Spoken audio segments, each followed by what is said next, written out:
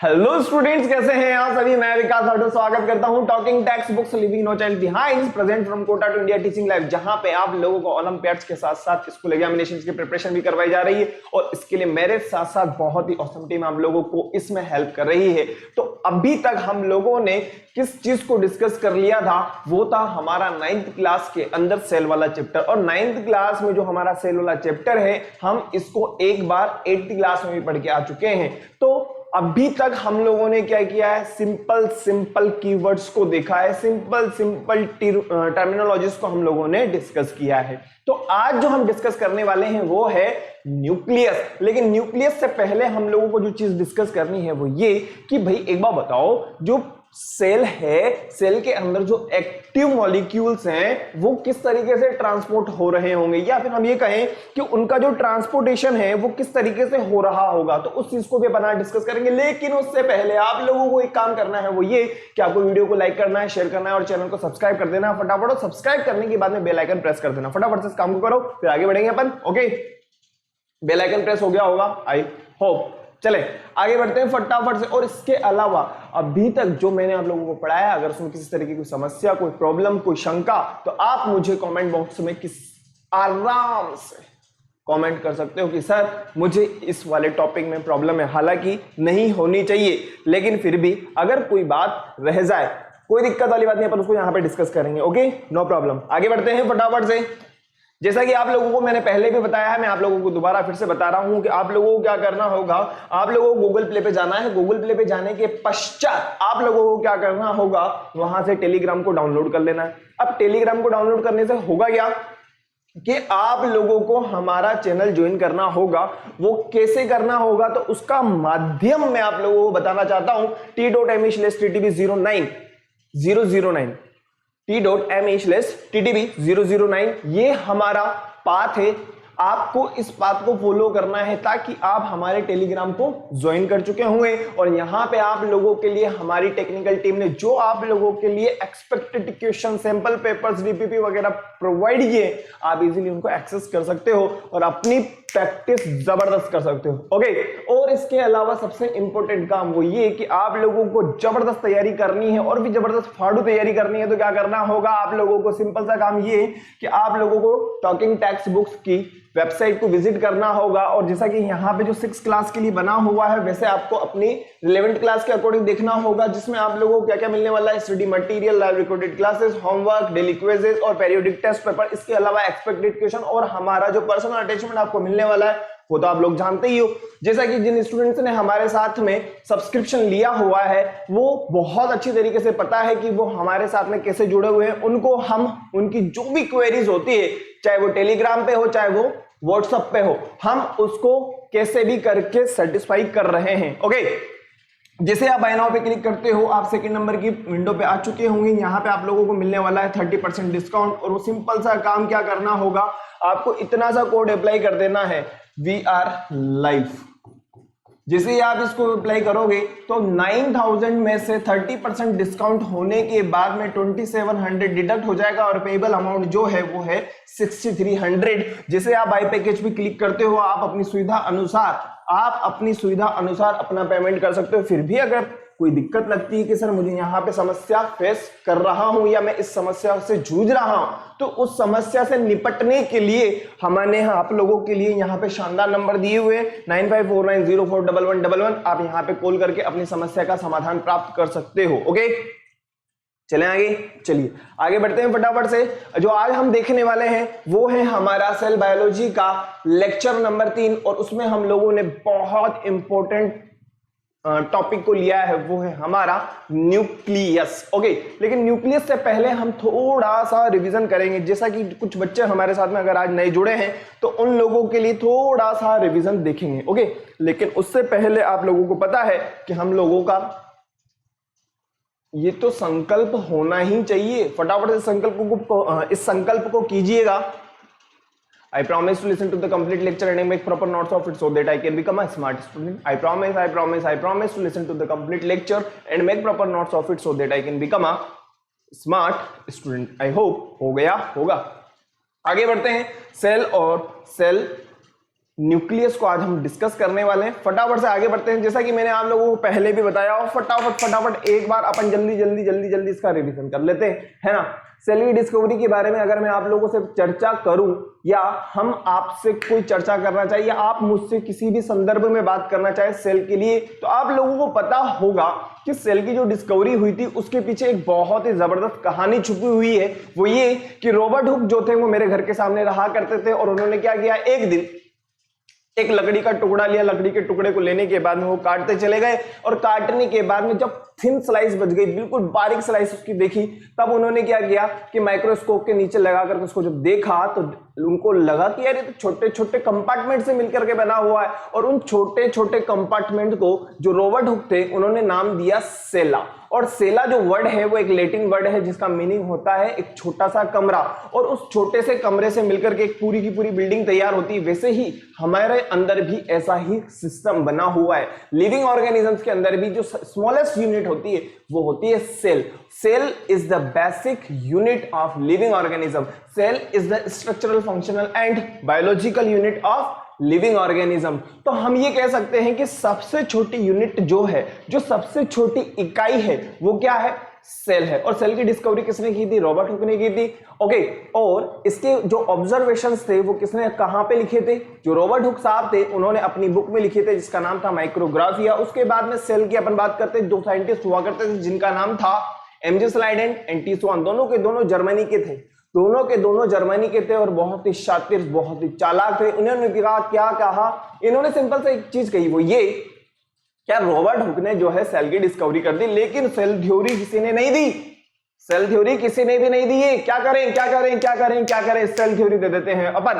फटाफट से इन्होंने सेल थ्योरी दे दी। अब सेल थ्योरी के बारे में मैं आप लोगों से एक छोटी सी चर्चा करना चाहता हूं, ये कि भाई साहब क्या आप नहीं जानते थे a cell is the basic unit of life? आप भी जानते थे। आप अगर उस जमाने में होते तो आप भी दे सकते थे। Cell are present in all organism, हम भी जानते हैं। जब रॉबर्ट हुक ने कह दिया कि भाई सबसे स्मॉलेस्ट यूनिट है, तो हम भी तो जानते हैं इस चीज को। लेकिन उन्होंने क्या किया, बस सेल थ्योरी के नाम से अपना झंडा लगा दिया और वो झंडा जो है चारों तरफ लहराने लगा, चारों तरफ इनकी। लेकिन एक बहुत ही जबरदस्त आदमी था इस असेंबली के अंदर, उसने पूछा चलो ठीक है हमने मान लिया, लेकिन हमें तो ये बता दे या हमें ये बता दो कि भाई साहब ये सेल आ कहां से रही है, सेल बन कहां से रही है। दोनों के दोनों चुप, कुछ नहीं बोल पाए, कुछ भी नहीं बोल पाए। और एक नए साइंटिस्ट का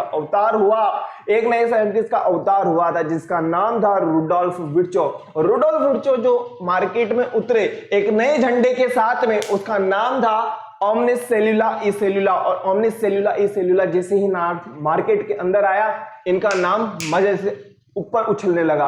और रुडोल्फ विर्चो ने बताया कि जो ऑलरेडी सेल एग्जिस्ट करती है उसी से ही नई सेल आ रही है। बेटा फटाफट से अपन रिवीजन कर रहे हैं और इसके बाद में मॉडर्न सेल थ्योरी आने लगी। ओके, आगे बढ़ते हैं फटाफट से।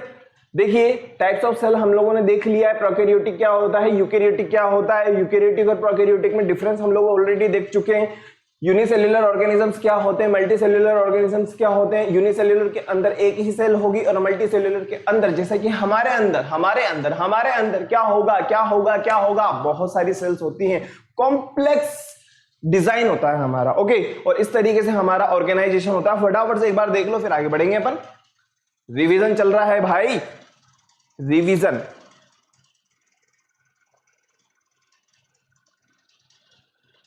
हो गया, इसको देख लीजिए एक बार। ओके, क्लियर है?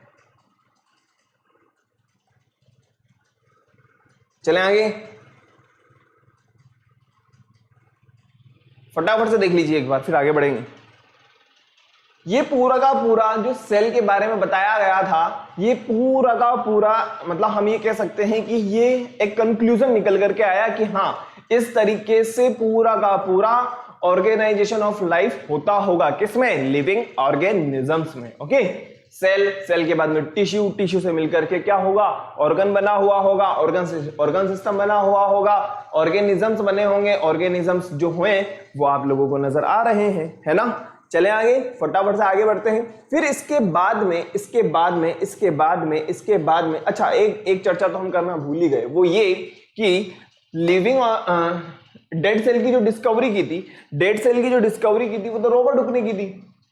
लेकिन जो एंटोन वॉन लीeuwenhoek थे, कौन? एंटोन वॉन लीeuwenhoek थे, इन्होंने लिविंग सेल की डिस्कवरी की थी। और पता है इनको और क्या कहा जाता है? इनको कहा जाता है फादर ऑफ माइक्रोबायोलॉजी।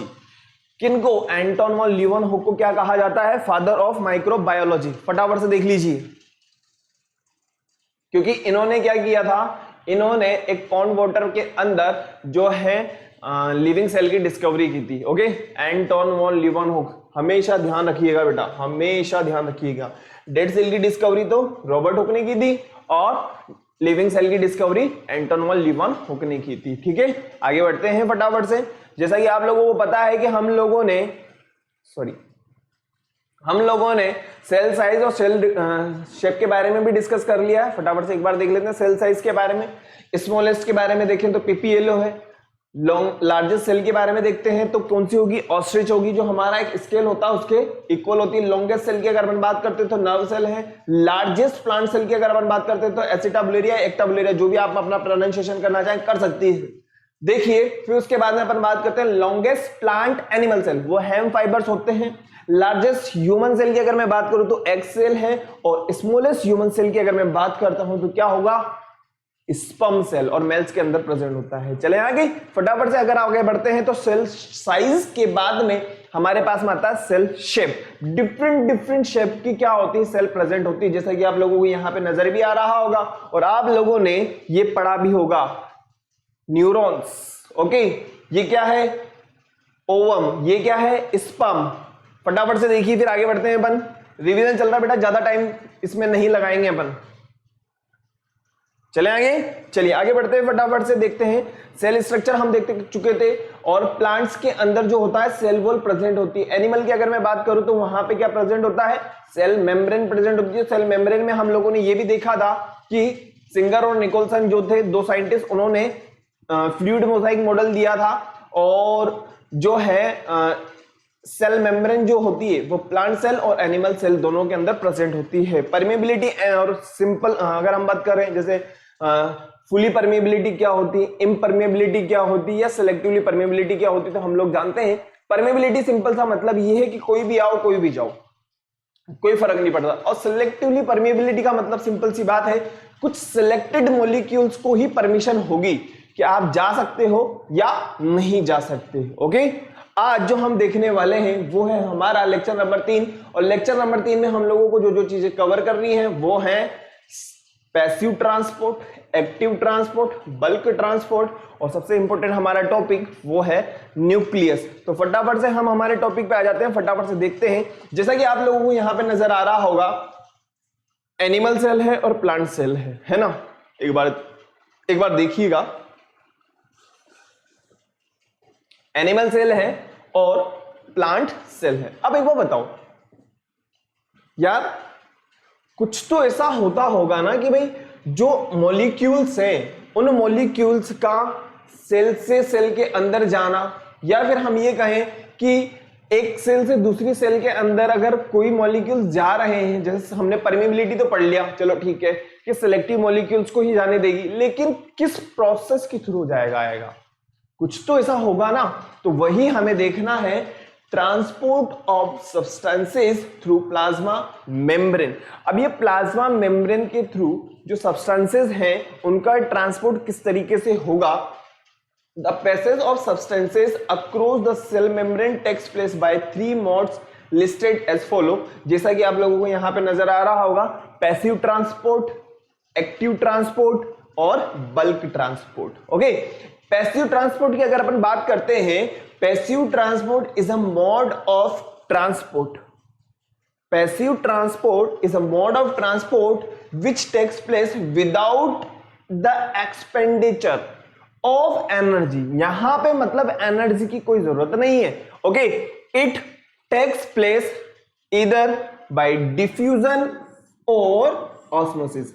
फटाफट से लिख लीजिए, फिर आगे बढ़ेंगे। फटाफट से लिख लीजिए, जो पैसिव ट्रांसपोर्ट होगा वो दो प्रोसेस के थ्रू होगा, या तो डिफ्यूजन या ऑस्मोसिस। जो नेक्स्ट टॉपिक होगा हमारा, हम उसको देखेंगे डिफ्यूजन क्या होता है और ऑस्मोसिस क्या होता है। फटाफट से देखिए, और डिफ्यूजन और ऑस्मोसिस आप लोगों के बेटा जब आप 10th क्लास में आएंगे तो फोटोसिंथेसिस प्रोसेस में वहां पे काम आएगा। फटाफट से देखिएगा, हो गया, लिख लीजिए फटाफट से। क्लियर, क्लियर है। ट्रांसपोर्ट ऑफ सब्सटेंसेस हम लोग देख रहे हैं, और ट्रांसपोर्ट ऑफ सब्सटेंसेस जो होता है वो किसके थ्रू होता है? प्लाज्मा मेम्ब्रेन के थ्रू होता है, या हम कह सकते हैं सेल मेम्ब्रेन के थ्रू होता है, या प्लाज्मा लेमा के थ्रू होता है ना। आगे बढ़ते हैं, फटाफट से आगे देखते हैं। जो हम देख रहे हैं वो है डिफ्यूजन। अब डिफ्यूजन किस तरीके से होगा देखिएगा। Diffusion is the process, diffusion is a process in which movements of molecules takes place from a region of higher concentration to lower concentration till concentration become equal on both side। अब बात को समझिएगा, यहां पे molecules का transport हो रहा है, किसके थ्रू हो रहा है? प्लाज्मा मेम्ब्रेन के थ्रू। और कब तक होगा? जब तक कि कॉन्सेंट्रेशन इक्वल नहीं हो जाती। अब कहां से कहां की तरफ होगा? तो हम ये कह सकते हैं जहां पे कॉन्सेंट्रेशन ज्यादा होगी वहां से, जहां पे कॉन्सेंट्रेशन कम होगी वहां पे होगा। सिंपल सी बात है। तो हायर कॉन्सेंट्रेशन से लोअर कॉन्सेंट्रेशन की तरफ होगा। और कब तक होगा? जब तक कि दोनों साइड की जो कॉन्सेंट्रेशन है वो इक्वल नहीं हो जाती है। This is generally applicable for the movement of gaseous substances.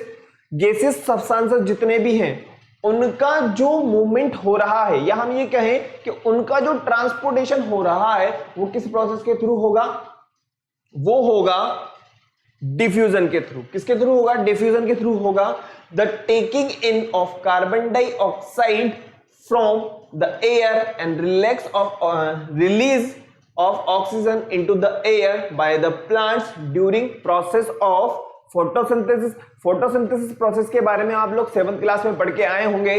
Photosynthesis process में क्या होता है? जो एनवायरनमेंट के अंदर कार्बन डाइऑक्साइड प्रेजेंट है वो कार्बन डाइऑक्साइड यूज हो जाएगी, और जो ऑक्सीजन रिलीज हो रही है वो हमारे काम आ जाएगी। सिंपल सी बात है। तो ये किस प्रोसेस के थ्रू हो रहा है? ये हो रहा है डिफ्यूजन के थ्रू। किसके थ्रू हो रहा है? डिफ्यूजन के थ्रू हो रहा है। नेक्स्ट अपन बात करें the taking of oxygen into the blood.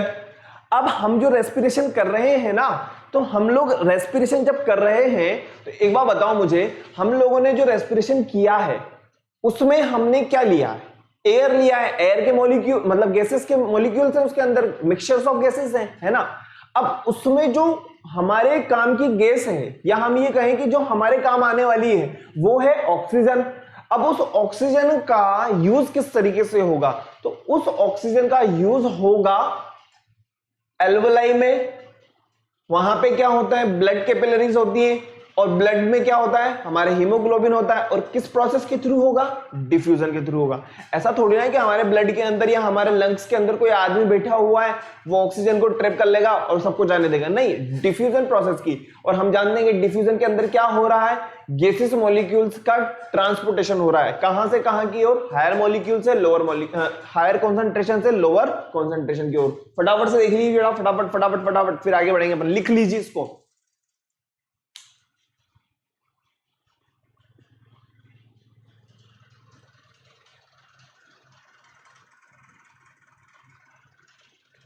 लिख लीजिए फटाफट से।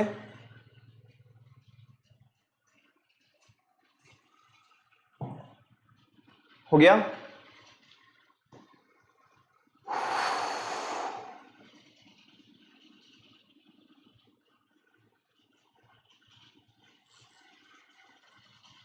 हो गया क्या?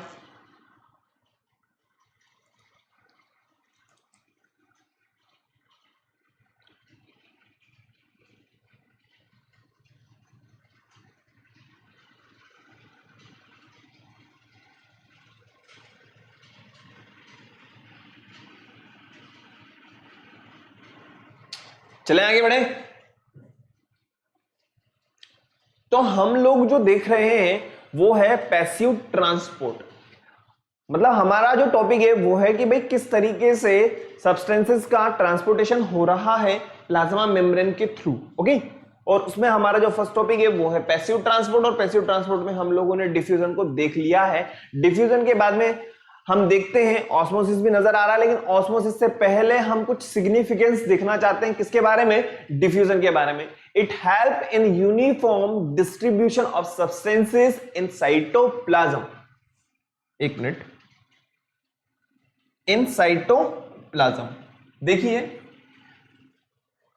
डिफ्यूजन के अंदर जो सब्सटेंसेस का डिस्ट्रीब्यूशन हो रहा है कब तक होगा? हम लोगों ने अभी जस्ट देखा है, जब तक दोनों साइड की कॉन्सेंट्रेशन इक्वल नहीं हो जाती है। It assist in exchange of gases which is critical to process such as respiration, photosynthesis, etc। Next हम बात करें in flowering plants, it help in attracting insect for pollination. भाई जो इंसेक्ट्स वगैरह होंगे वो किस में हेल्प करते हैं? पॉलिनेशन में हेल्प करते हैं by spreading the scented chemical from the flower.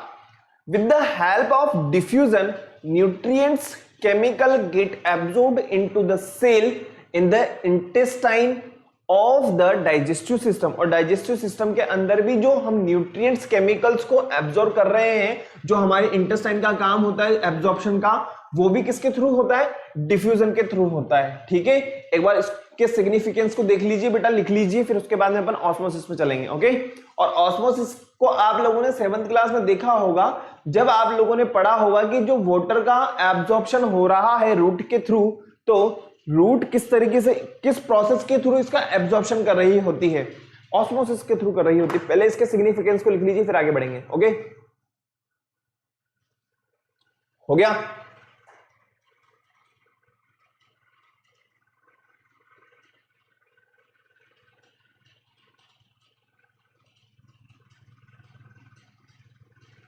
चलें आगे, लिख लीजिए फटाफट से।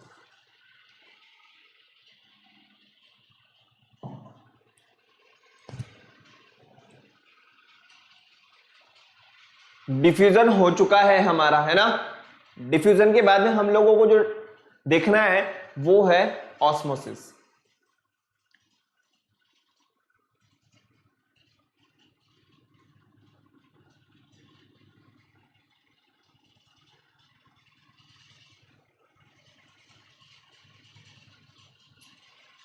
देखिए ऑस्मोसिस को आप लोगों ने आपके घर में भी कई बार किया होगा। जैसा कि अगर मैं कहूं कभी आपने नींबू की शिकंजी वगैरह बनाई होगी तो आप लोगों को पता होगा कि कॉन्सेंट्रेशन, जैसे अपन उसमें अंदर वो डालते हैं, क्या कहते हैं, शक्कर वगैरह डालते हैं। तो सिंपल सी बात है, एक टाइम ऐसा आता है जब वो शक्कर जो होती है, जो शुगर उसके अंदर है पानी के अंदर, वो पूरी की पूरी क्या होती है, उसमें मिक्स हो जाती है ना।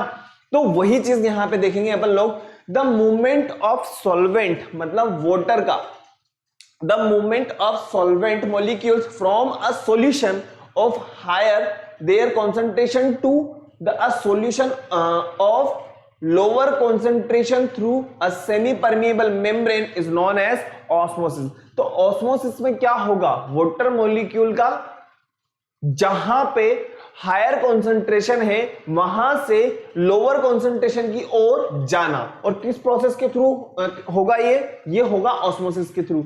एग्जांपल की अगर मैं बात करूं, जैसा कि हमारे जो प्लांट्स हैं या उन जो प्लांट्स की जो रूट्स होती हैं वो किस तरीके से एब्जॉर्प्शन कर रही है। एक बार बताओ, जो जमीन के अंदर जो रूट्स हैं, जमीन के अंदर जो रूट्स होती हैं प्लांट्स की, भाई वो क्या कर रही हैं? सिंपल सी बात है, एब्जॉर्प्शन का काम कर रही है। और वो एब्जॉर्प्शन कर रही है तो किसका कर रही है? वाटर मॉलिक्यूल का कर रही है। तो वाटर जमीन के अंदर ज्यादा है, वाटर का कॉन्सेंट्रेशन अंदर की तरफ ज्यादा है, और ज्यादा से किधर होगा, लोअर की तरफ होगा, और प्लांट्स में कम है। तो वही तो हो रहा है ना, हायर कॉन्सेंट्रेशन से लोअर कॉन्सेंट्रेशन की तरफ हो रहा है। सिंपल सी बात है, फटाफट से देख लीजिए, फिर आगे बढ़ेंगे अपन। ओके, देखिए गैसेस एक्सचेंज का अगर अपन बात करें तो वो डिफ्यूजन में हो रहा होता है। ओके, और अगर अपन वाटर मॉलिक्यूल्स की बात करें तो वो कहां पे होगा, वो होगा हमारे ऑस्मोसिस प्रोसेस के अंदर। और ऑस्मोसिस प्रोसेस के बारे में अपन फटाफट से देख लेते हैं. The process of osmosis in living system is affected by external environment. If a cell is an environment of a hypertonic solution, the movement of water molecule takes place from cell into the outside and this is known as exoosmosis.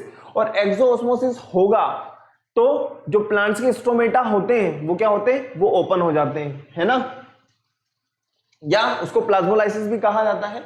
This leads shrinking of the cell. If a cell placed hypotonic, देखिए solution change हो चुका है, यहां पे आप लोगों को solution hypertonic है, यहां पे हाइपोटोनिक है, तो यहां पे क्या होगा, यहां पे सिंपल सी बात है एंडोऑस्मोसिस होगा. और एंडोऑस्मोसिस होगा तो सिंपल सी बात है जो स्टोमेटा होते हैं वो क्लोज हो जाएंगे. ठीक है, आगे बढ़ते हैं फटाफट से. एक बार लिख लीजिए एंडोऑस्मोसिस क्या है, एक्सोऑस्मोसिस क्या है, फटाफट से देख लीजिएगा. एंडोऑस्मोसिस होगा तो उसके लिए जो सॉल्यूशन है वो कैसा होगा, हाइपोटोनिक. और एक्सोऑस्मोसिस होगा तो उसके लिए सॉल्यूशन कैसा रहेगा, हाइपरटोनिक. वाटर का कॉन्सेंट्रेशन कैसा होगा, यहां पे लो, और यहां पे वाटर का जो कॉन्सेंट्रेशन होगा वो कैसा होगा, हाई. ठीक है,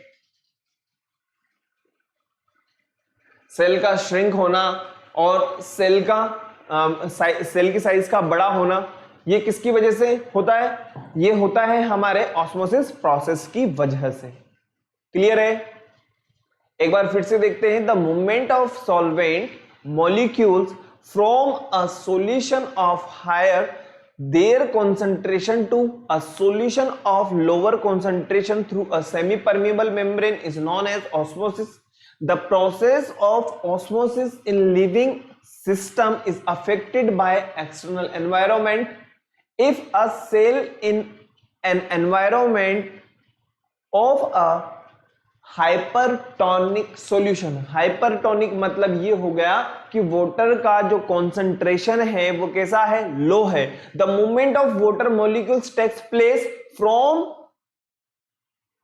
the cell into the outside solution, मतलब सेल से कहां होगा, आउटसाइड में होगा. भाई वाटर का जो कॉन्सेंट्रेशन है वो कम हो गया है ना, तो यहां पे क्या हो रहा है, एक्सोऑस्मोसिस हो रहा है.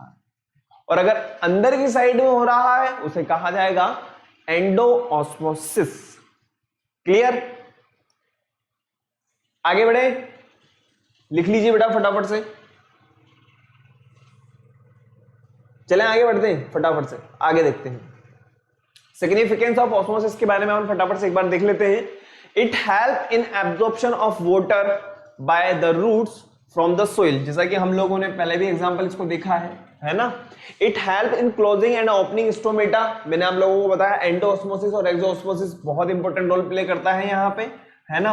इसी की वजह एंडोऑस्मोसिस और एक्सोऑस्मोसिस की वजह से ही जो प्लांट्स के स्टोमेटास होते हैं वो ओपन और क्लोज होते हैं. Okay, it assist in cell to cell movement of water. अब वाटर जो सेल से होगा, देखिए यहां पे आप लोगों को नजर आ रहा, नॉर्मल कंडीशन की अगर अपन बात करें यहां पे कैसा सॉल्यूशन है, आइसोटोनिक है. कैसा है, आइसोटोनिक सॉल्यूशन है, मतलब बाहर और अंदर दोनों तरफ का जो कॉन्सेंट्रेशन है वो इक्वल है. ओके, यहां पे हम बात करें हाइपोटोनिक, तो हाइपोटोनिक है, सिंपल सी बात है, जो वाटर का जो मूवमेंट होगा वो किस तरफ होगा, अंदर की तरफ होगा. कहां होगा, अंदर की तरफ होगा.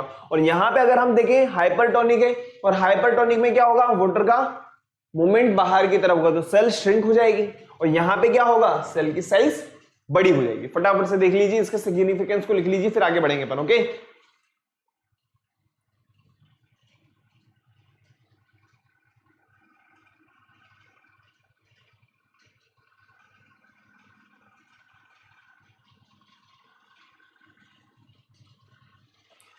देख लीजिए बेटा फटाफट.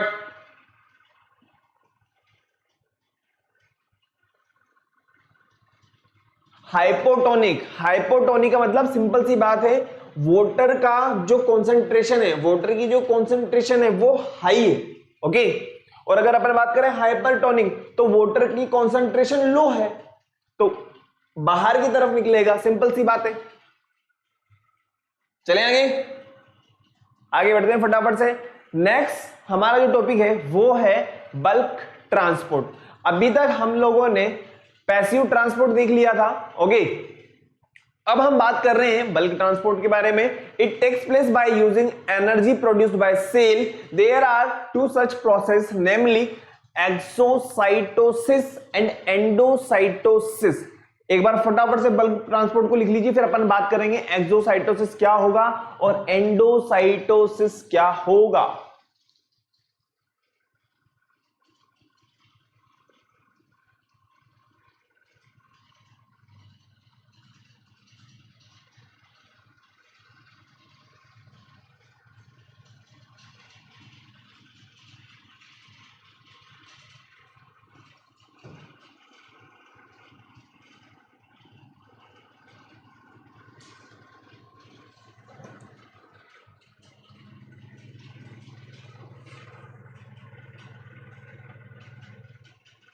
चलिए फटाफट से अपन आगे बढ़ते हैं। देखो एक्सोसाइटोसिस किसमें हेल्प करेगा, एक बार बताओ। The process by which material move from inside to outside. मतलब ये कि एक्सोसाइटोसिस के अंदर क्या होगा, एक्सोसाइटोसिस में सिंपल सी बात है, जो मटेरियल्स हैं वो अंदर से बाहर की तरफ आएंगे। अब एग्जाम्पल की अगर अपन बात करें, जैसे प्रोटीन का रिलीज होना, जो प्रोटीन वगैरह बन रहे हैं, भाई राइबोसोम क्या है, प्रोटीन फैक्ट्री है। तो जो प्रोटीन हमारी बॉडी के अंदर बनेगा, या हम ये कहें कि सेल के अंदर जो बनेगा वो क्या होगा, सेल से बाहर की तरफ आएगा। किस प्रोसेस के थ्रू आएगा, एक्सोसाइटोसिस के थ्रू आएगा। मतलब इनसाइड से आउटसाइड की तरफ आएगा। The process by which material move from inside to outside the cell known as exocytosis. This is useful in releasing out of secretory and excretory material from the cell. Example की अगर अपन बात करें, release the protein and other material formed in the cell to outside. फटाफट से देख लीजिए, फिर आगे बढ़ेंगे अपन। नेक्स्ट हमारा जो टॉपिक है वो है एंडोसाइटोसिस।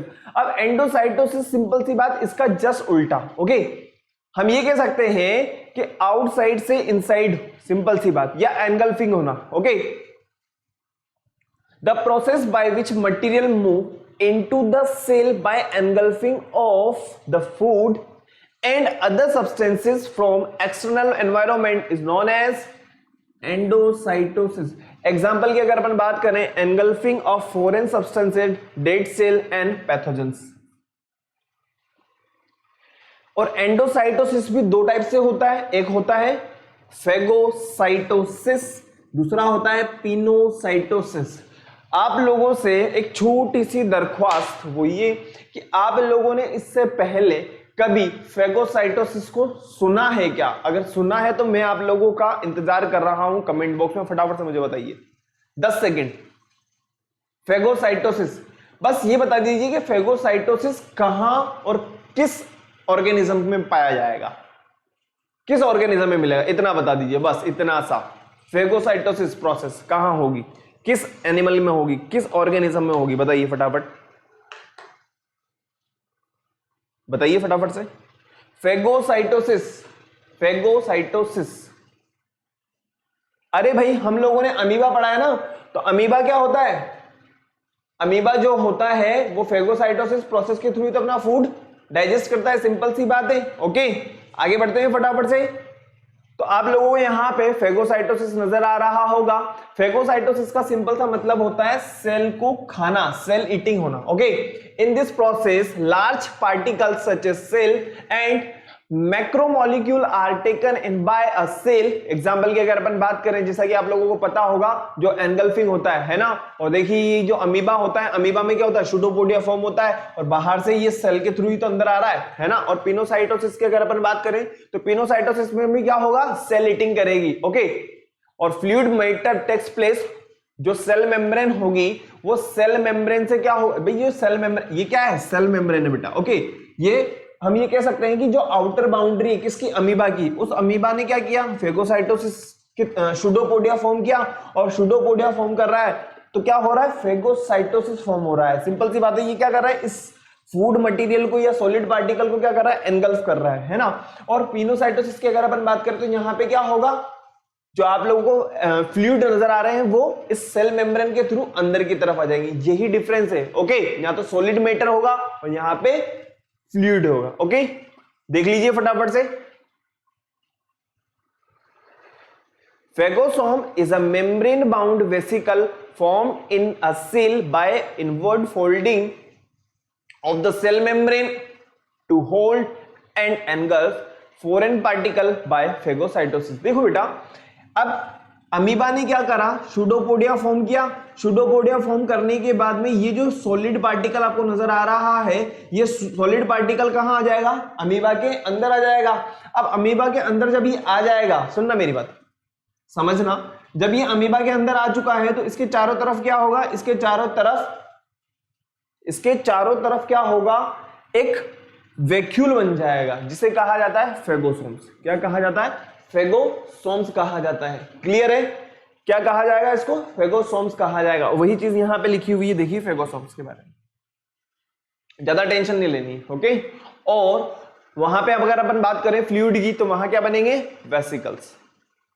चलें आगे, क्लियर है, आगे बढ़ते हैं। जो हमारा आज का टॉपिक है बहुत इंपॉर्टेंट, वो है न्यूक्लियस। देखिए न्यूक्लियस के बारे में अगर मैं आप लोगों को बताना चाहूं तो बहुत इंपॉर्टेंट पार्ट होता है किसका, सेल का।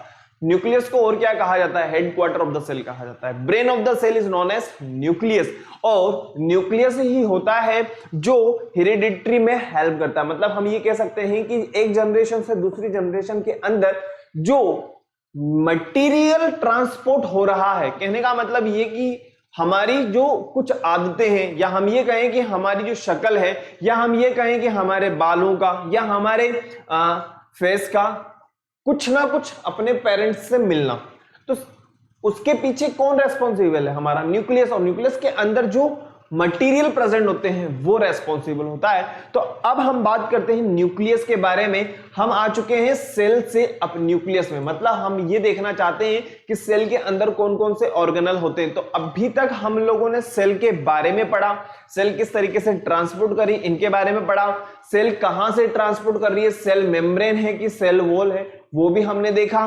परमेबिलिटी क्या होती है हमने इस चीज को भी देख लिया, और सेल साइज को भी हम देख चुके हैं, सेल मेम्ब्रेन वगैरह इन सबको हम लोग देख चुके हैं बहुत अच्छे से। क्लियर, अब हम एक एक सेल ऑर्गेनल को देखेंगे। ओके, तो सेल का जो ब्रेन होता है उसे कहा जाता है न्यूक्लियस। हेडक्वार्टर जिसे कहा जाएगा उसे कहा जाता है न्यूक्लियस। कोई भी काम यहां से ही होगा, ऑपरेटिंग सिस्टम जो है वो है न्यूक्लियस, इसी की ही बात माननी पड़ती है, यही है दारमदार, इसी को करना है जो भी करना है। क्लियर, फटाफट से देखते हैं। Nucleus is a large spherical body, it is generally located in the centre of the cell, most of the cell contain a single nucleus. Maximum अपन बात करें तो एक सेल के पास में एक ही हेडक्वार्टर होता है। ओके, अगर दो दो हो जाएंगे, दोनों लड़ने लग जाएंगे, और दोनों लड़ने लग जाएंगे तो काम तो होगा ही नहीं, लड़ाई में टाइम निकल जाएगा। Such condition is called uninucleated condition. In multinucleated condition, the cell contain more than one nucleus। वो हम पढ़ेंगे जब आप लोगों ने पढ़ा होगा फिजन, फिजन में हम लोग देखते हैं कि बाइनरी फिजन होता है और मल्टीपल फिजन होता है। तो मल्टीपल फिजन में क्या होता है, उसी के अंदर बहुत सारे न्यूक्लियस बनते चले जाते हैं, है ना, ऐसा होता है। नेक्स्ट अपन बात करें, और सबसे इंपॉर्टेंट डिवीजन, मतलब सेल डिवीजन के टाइम पे जो न्यूक्लियस होता है बहुत इंपॉर्टेंट रोल प्ले करता है। सेल की डिस्कवरी के बारे में आप लोगों को मैं बताना चाहता हूं कि सेल की डिस्कवरी जो की थी वो भी एक रोबोट ही थे, लेकिन वो रोबोट ब्राउन थे। ओके, हाँ, नाम था उनका रॉबर्ट ब्राउन। क्लियर, फटाफट से लिख लीजिए, फिर आगे बढ़ेंगे बेटा, एक बार लिख लीजिए, अभी तो हम इंट्रोडक्शन में ही देख रहे हैं इसका। रॉबर्ट ब्राउन ने जो है न्यूक्लियस की डिस्कवरी की थी, है ना। क्लियर, आगे बढ़े, चलिए आगे देखते हैं फटाफट से। अब न्यूक्लियस की अगर मैं बात करूं तो इसके चारों तरफ आपको एक बाउंड्री नजर आ रही होगी जिसे कहा जाएगा न्यूक्लियर मेम्ब्रेन। देखो, सेल के चारों तरफ जो बाउंड्री नजर आ रही थी उसे तो हमने सेल मेम्ब्रेन कह दिया, और इसके चारों तरफ जो नजर आ रही है उसे हमने क्या कह दिया, न्यूक्लियर मेम्ब्रेन। न्यूक्लियस के नाम से हमने डाल दिया, कोई दिक्कत वाली बात नहीं है। और ये डबल मेम्ब्रेन होगी, देखिए ये तो इनर है और ये बाहर वाली जो है वो आउटर है। क्लियर है, डबल मेम्ब्रेन बाउंड स्ट्रक्चर होती है, डबल मेम्ब्रेन बाउंड स्ट्रक्चर होती है। ओके, और इसके अब इस न्यूक्लियस को कौन कंट्रोल करेगा, वो होता है न्यूक्लियोलस। कौन होता है, न्यूक्लियोलस।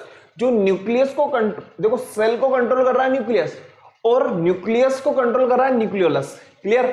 इसके अंदर ये फाइबर लाइक स्ट्रक्चर आपको नजर आ रही होगी जिसे कहा जाता है क्रोमेटिन नेट या क्रोमेटिन फाइबर्स। क्लियर? यहां पे राइबोसोम्स प्रेजेंट होते हैं क्योंकि प्रोटीन की तो जरूरत है ही सही, सिंपल सी बात है, किसी भी प्रोसेस को करने के लिए एनर्जी तो चाहिए ना। क्लियर? और इसके साथ में यहां पे एंडोप्लाज्मिक रेटिकुलम अटैच्ड होते हैं। देख लीजिए फटाफट से, फिर आगे बढ़ेंगे अपन। The nucleus is made up of following 4 components. पहले नंबर पे आप लोगों को नजर आ रहा होगा न्यूक्लियर मेम्ब्रेन, जैसा कि मैंने आप लोगों को बता दिया है। और इसके ब्रेन की अगर अपन बात करें वो न्यूक्लियोलस है। न्यूक्लियर सेप या न्यूक्लियोप्लाज्म जो इसके अंदर लिक्विड भरा हुआ है उसे कहा जाएगा। और क्रोमेटिन मटेरियल, ये जो आपको नजर आ रहा है ना, ये इसे कहा जाता है क्रोमेटिन मटेरियल। ओके, आगे बढ़ते हैं। न्यूक्लियर मेम्ब्रेन की अगर मैं बात कर रहा हूं या बात करूं तो आप लोगों को पता होगा the nuclear membrane is double layered with space between outer and inner membrane. अब एक बात बताओ, ये तो क्या है, इनर साइड मेम्ब्रेन है, और जो बाहर की तरफ आपको नजर आ रही है उसे कहा जाएगा आउटर मेम्ब्रेन। और इन दोनों के बीच में जो स्पेस नजर आ रही है उसे कहा जाएगा इंटरमेम्ब्रेन स्पेस। सिंपल सी बात है ना, दोनों के बीच में क्या होगी, स्पेस होगी, स्पेस बिटवीन आउटर और इनर मेम्ब्रेन। ओके, नेक्स्ट अपन बात करें, it separate the nucleus from the cytoplasm. सही बात है भाई, इसके चारों तरफ मान लीजिए इसके चारों तरफ सेल है तो इसके अंदर साइटोप्लाज्म मतलब लिक्विड भरा हुआ है, लेकिन ये तो सेपरेट है ना, ये तो एक तरीके से सेपरेट हो गई। Okay, it is made up of lipids and protein. किससे मिलकर के बनी हुई होगी, लिपिड और प्रोटीन से मिलकर के बनी हुई होगी। It has minute nuclear pores. इसके अंदर क्या होते हैं, छोटे छोटे न्यूक्लियर पोर होते हैं। ये देखिए, ये पोर नजर आ रहा है, ये पोर नजर आ रहा है, ये पोर नजर आ रहा है, मतलब पोर्स होते हैं। ओके, इसमें क्या होते हैं, पोर्स होते हैं जो क्या करेंगे, मटेरियल को एक्सचेंज करने में हेल्प करते हैं। क्लियर? ये है हमारा फर्स्ट वाला पार्ट, न्यूक्लियर मेम्ब्रेन। नेक्स्ट अपन बात करते हैं न्यूक्लियोप्लाज्म। ओके, न्यूक्लियोप्लाज्म की अगर मैं बात करूं, इसके अंदर जो लिक्विड भरा हुआ है, इसके अंदर जो लिक्विड भरा हुआ है उसकी बात कर रहे हैं हम, है ना। It transparent dense and ground substances of nucleus. Two nuclear structures called chromatin fibers and nuclei are suspended in it. It is surrounded by the nuclear membrane. सही बात है भाई, जो न्यूक्लियर मेम्ब्रेन है इस न्यूक्लियोप्लाज्म के चारों तरफ ही तो है। ये जो न्यूक्लियोप्लाज्म है और इसके चारों तरफ क्या है, न्यूक्लियर मेम्ब्रेन है। यही तो बात इसने कही है, फटाफट से लिख लीजिए।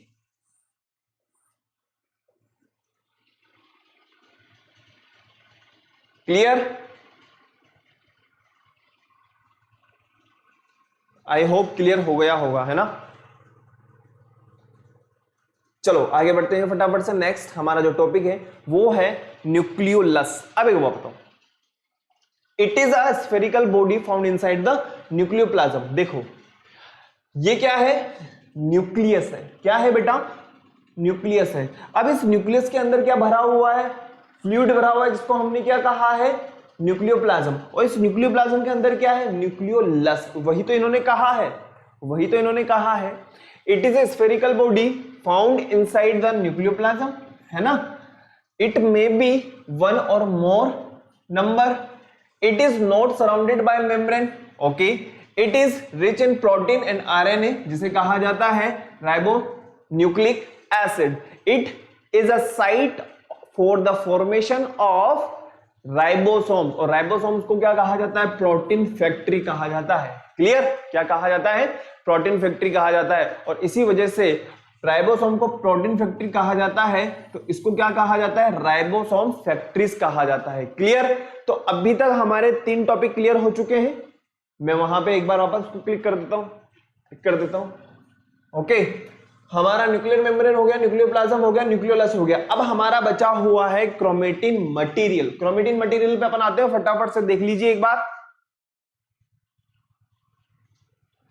क्रोमेटिन मटेरियल की अगर अपन बात करते हैं, देखिएगा, क्रोमेटिन मटेरियल की अगर अपन बात करते हैं, the nucleus contain fine thread like structure जिन्हें कहा जाता है क्रोमेटिन फाइबर्स। अभी जस्ट हम लोगों ने देखा ना यार, देखो ना ये फाइबर ही तो है, ये फाइबर ही तो है, ये क्या है, फाइबर ही तो है ना। इन फाइबर को क्या कहा है हमने, क्रोमेटिन फाइबर्स कहा है। Okay, chromatin fibres is composed of genetic material जिन्हें कहा जाता है DNA, deoxyribo nucleic acid. DNA store and transmit all the hereditary information from one generation से नेक्स्ट जनरेशन की तरफ जो जा रहे हैं उनको। ड्यूरिंग सेल डिवीजन, जब सेल डिवीजन होगा, the chromatin fibres gets condensed into thick ribbon like structure जिसे कहा जाता है क्रोमोसोम्स। क्या कहा जाएगा, क्रोमोसोम्स कहा जाएगा। Chromosomes contain the hereditary material, उसे क्या कहा जाता है, DNA. The fragments of DNA present in the chromosomes are called genes. आप लोगों को पता होगा जीन्स की अगर अपन बात करें, और क्रोमोसोम्स की बात करता हूं तो नंबर ऑफ क्रोमोसोम्स कितने होते हैं, 46 होते हैं। कितने होते हैं, 46 होते हैं। Clear. This genes are fundamental physical functional unit of heredity, ध्यान रखिएगा। Ribosomes are also known as protein factory या प्रोटीन सिंथेसिस। फटाफट से लिख लीजिए बेटा, फिर आगे बढ़ेंगे अपन। ओके, फटाफट से लिख लीजिए। हो गया, एक मिनट में साइड हो जाता हूं।